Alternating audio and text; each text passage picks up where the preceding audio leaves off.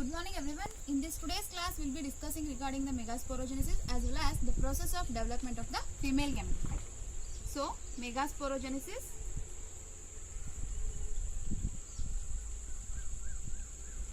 and the development of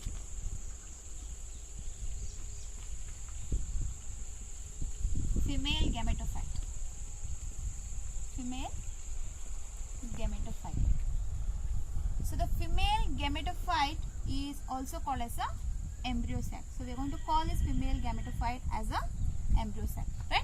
So to study this megasporogenesis as well as the development of the female gametophyte, so we have to go through the megasporogenesis. So the structure of ovule, so which we had studied in the previous class. So this is a stalk.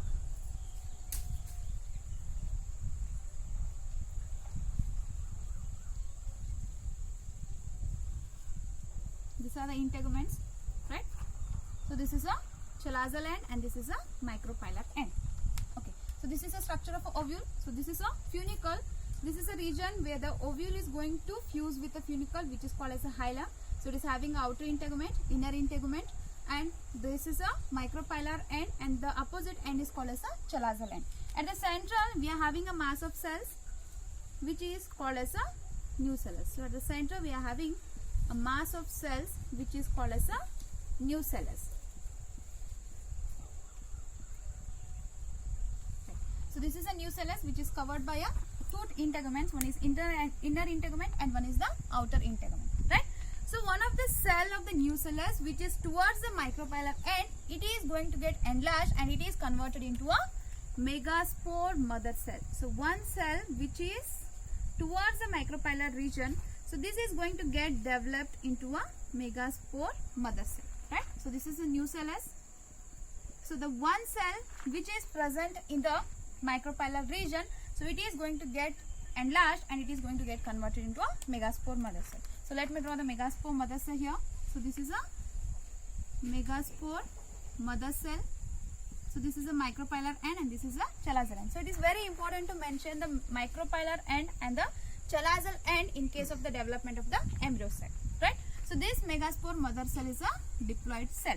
So now what happens means this megaspore mother cell will undergo the meiotic division. So it is undergoing the meiotic division.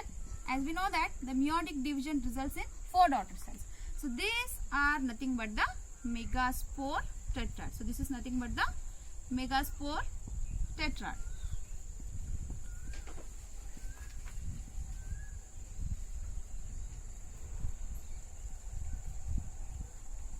So there are 4 megaspores formed after the megaspore mother cell undergoes the meiotic division. So this process of formation of the 4 megaspores from the megaspore mother cell through meiotic division is called as a megasporogenesis. So the process of formation of the 4 megaspores from the megaspore mother cell through meiotic division is nothing but the megasporogenesis. So here what happens means there are 4 megaspores. Out of these 4 megaspores, only 1 megaspore is becoming functional and the other 3 megaspores will get degenerated.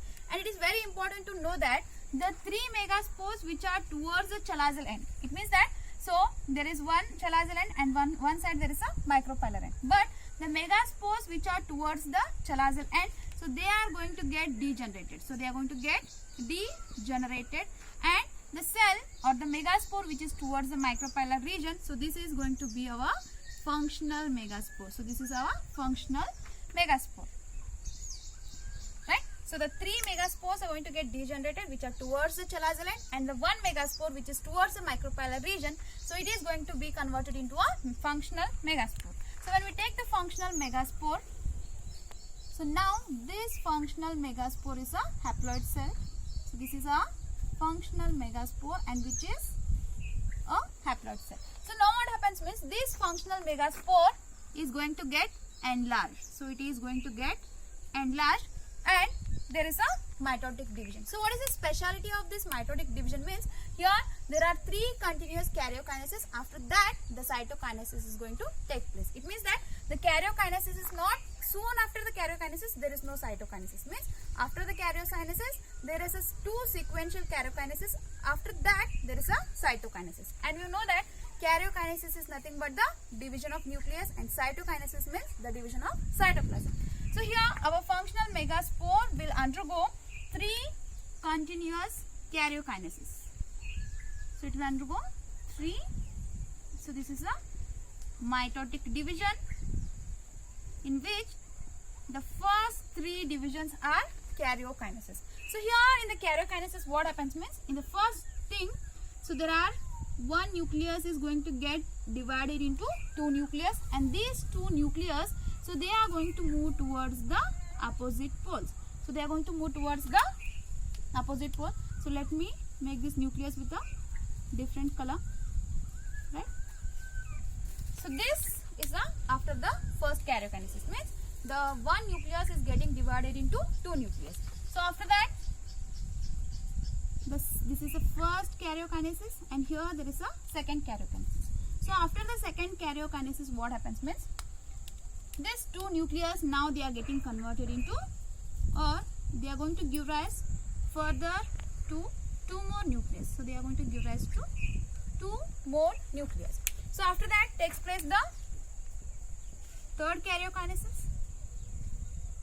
So this third karyokinesis, what happens means, these 4 nucleus will give rise to 4 another nucleus. It means that at each pole, so now we are going to have 4 nucleus. It means totally we are going to have 8 nucleus.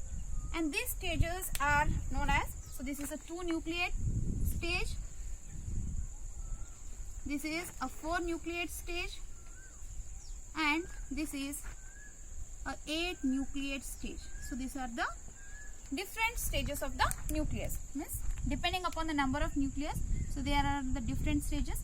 So in the first stage, obviously it is having a single nucleus. After the first karyokinesis, it is a 2 nucleate stage. After second karyokinesis, it is 4 nucleate stage, and after the third karyokinesis, it is having a 8 nucleate stage. So once the 8 nucleus are formed, so now we can see the arrangement of this nucleus, right? So what is this arrangement of nucleus means? So let me draw it a little bit bigger.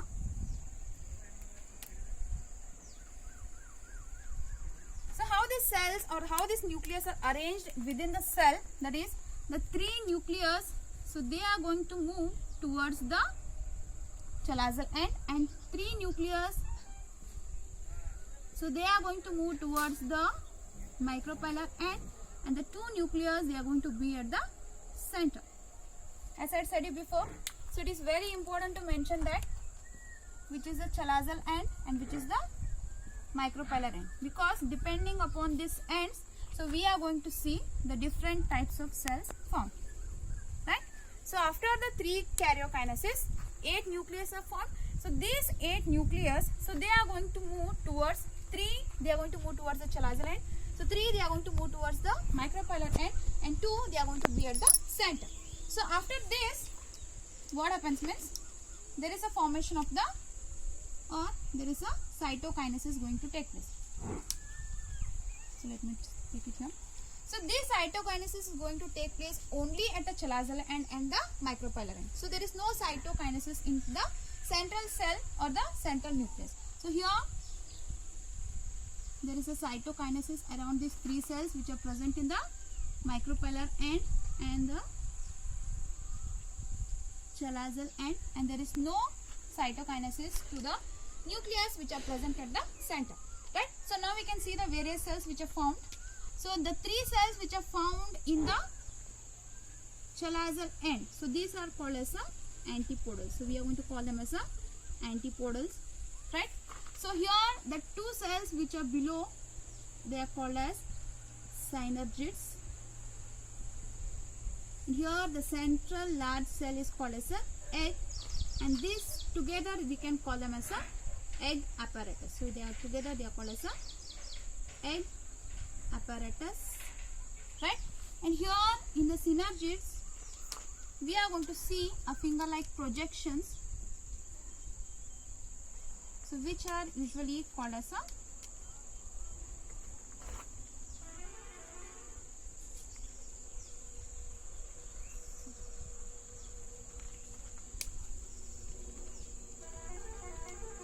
there is a finger-like projection in case of the two synergids. So it is called as a filiform apparatus. Filiform apparatus, right? So this is a central cell, central large cell, and these two nuclei which are present at the center, they are called as a polar nuclei, and this entire structure is called as a matured embryo sac. So this is called as a matured embryo sac, right? So this is the structure of a matured embryo sac. So there are three cells which are present towards the chalazal end, and the three cells which are present at the chalazal end, we are going to call them as a antipodals, right? And the three cells, they are present at the micropylar end. So the two cells, they are which are below, they are called as a synergids, and the central large cell is called as a egg. And this egg and synergids, they are together called as a egg apparatus. And we can see a finger-like projections which are found inside the synergids, which are called as a filiform apparatus. So we will come to know the significance of this filiform apparatus in the later classes, right? And this is a central large cell. There is a single cell in the center which is called as a central cell, and in the central cell there are two nuclei which are called as a polar nuclei. So this is a structure regarding the matured embryo sac. So we quickly revise the things. So this is a structure of an ovule, right? So inside, that is in the central part of the ovule, there is a mass of cells which is called as a nucellus. So one of the cells from the nucellus which is towards the micropylar end, so it is going to get enlarged and it is getting converted into a megaspore mother cell. So this megaspore mother cell is a dense, it is having a dense cytoplasm, it is having a prominent nucleus, and it is also a large cell. So this megaspore mother cell will undergo the meiotic division. So after the meiotic division, we are going to see the megaspore tetrad. It is a cluster of 4 megaspores.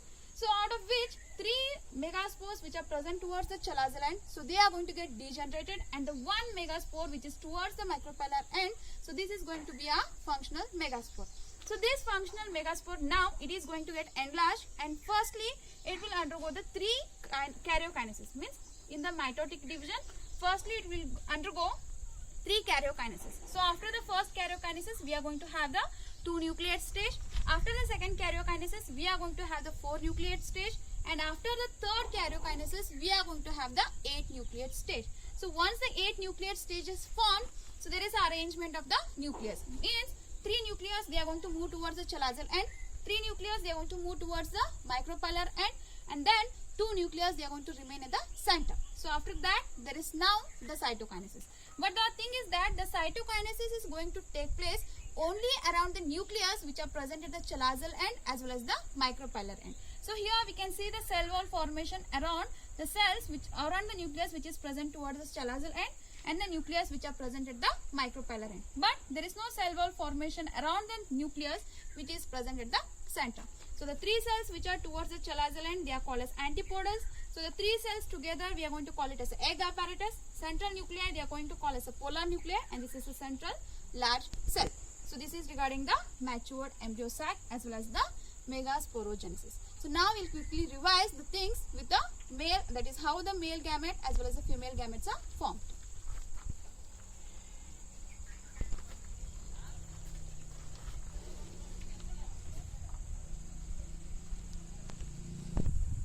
Firstly, we have studied regarding the male reproductive part. So the male reproductive part is called as the androecium. Androecium consists of a whorl of stamens. So this stamen consists of a anther as well as a filament. But the part we require is the anther.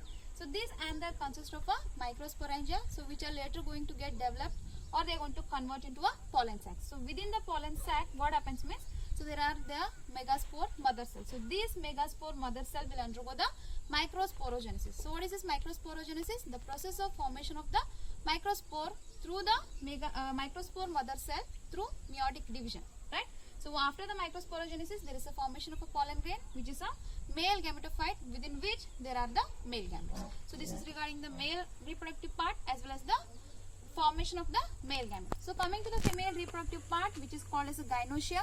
So this gynoecium is consisting of a pistil, or it is usually called as a carpel.